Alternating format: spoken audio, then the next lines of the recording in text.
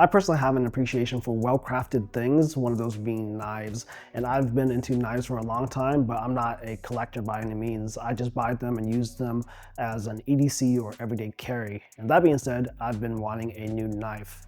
After a lot of research, I've decided to pick up the Kershaw Bel in the carbon fiber configuration.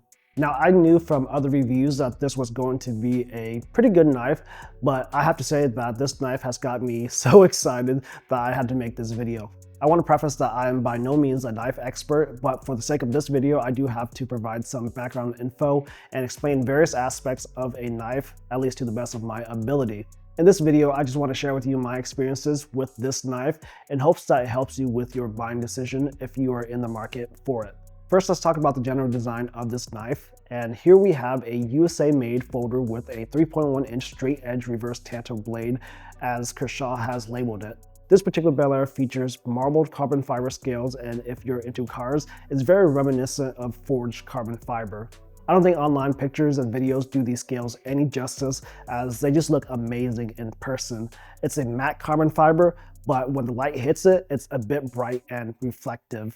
From there, we have black hardware, black liners, and a black Cerakote extra deep pocket clip.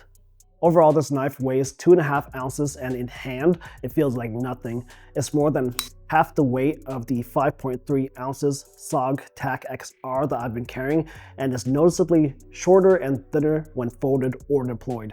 Personally, this is probably the smallest and thinnest folding pocket knife that I've ever owned, but if you want even lighter, the Bel often gets compared to the Benchmade Bug-Out, which sits at 1.85 ounces, which is just insane when considering how light this knife feels in hand for what it is. I personally never really cared about how lightweight a pocket knife is because they never really get too crazy, and most of the time it just sits in my pocket so I don't really feel it. And when I use it, it's generally for just a few seconds, cutting boxes, tape, or whatever it may be, so it's not like it's putting a lot of strain on me.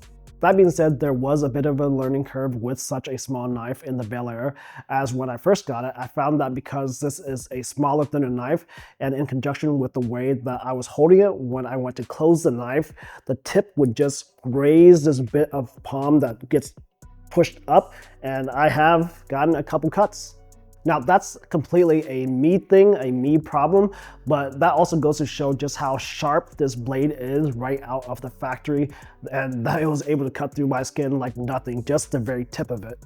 Speaking of the blade, it is made from CPM Magna Cut, an extremely hot commodity in the knife world at the moment, as it provides us with strength, durability, good edge retention, and very high corrosion resistance.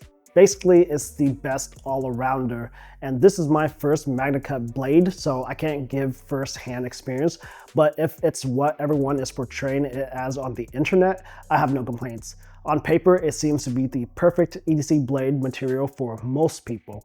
Now, when it comes to pocket knives, I'm actually really picky about the locking mechanism, and over the years, the Benchmade Access Lock has become my favorite for a folder. But that being said, I've always been too cheap to buy an Access Lock equipped Benchmade knife, and back in the day, a company named SOG got away with something called the Arc Lock, which is basically a modified Access Lock. So in a sense, SOG gave us a Access Lock for half the price, and I was all about it. I was using the SOG Vulcan line of knives for a while, but as time progressed, the patent on the Benchmade Access Lock expired, and today we get an Access Lock or some sort of crossbar locking mechanism from every major company, case in point the Kershaw Bel with its Durlock. Again, I've never had a real Access Lock knife, so can't directly compare to that, but in comparison to the SOG Arc Lock and the XR Lock that they are using now, I would say that there is such a night and day difference. The Kershaw Durlock is no doubt the smoothest knife locking mechanism that I've ever used, even left-handed. This thing has no friction to it and is so fast and buttery smooth. That in part has to do with the ball bearing system that it uses for the hinge. And this is my first experience with such a thing. And it's just like, where has this been all my life? Because it's just so mind-blowing how much better this is than what I'm used to. This is actually so fast that there is, again, some getting used to when opening and closing this knife. And I do find that when I activate the hinge, sometimes I'll close it and it does that like bounce back thing because it's so fast. I'm not catching it in time, and it just bounces back up. And that's really, again, just a me thing because I largely close it like that with at a downward angle. So if I just flick my wrist back, let gravity do its thing, and it just closes by itself. Overall, I'm just in love with this Bel Air. And again, I've been carrying the SOG TAC XR for some time now, but I've always kind of hated this thing. It functions as a knife, but the user experience just kind of sucks with it, in my opinion. The scales are a bit too grippy, so it's constantly dragging against whatever material bottoms that you wear. And most importantly, the XR lock, at least in this example, is so stiff and hard to deploy that it's just made me want to replace the knife. And in comparison, this carbon fiber Kershaw Bel Air is really just a dream come true.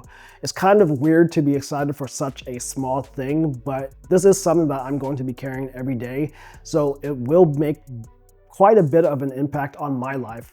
So if you're looking for an opinion on the Kershaw Bel Air in carbon fiber, this gets an easy recommendation from me. Absolutely, go buy it if you're interested. I hope this video has helped you out. If it did, I'd appreciate if you can give the video a thumbs up, share it around, comment down below with any thoughts or questions that you may have. Don't forget to subscribe to my channel for more content.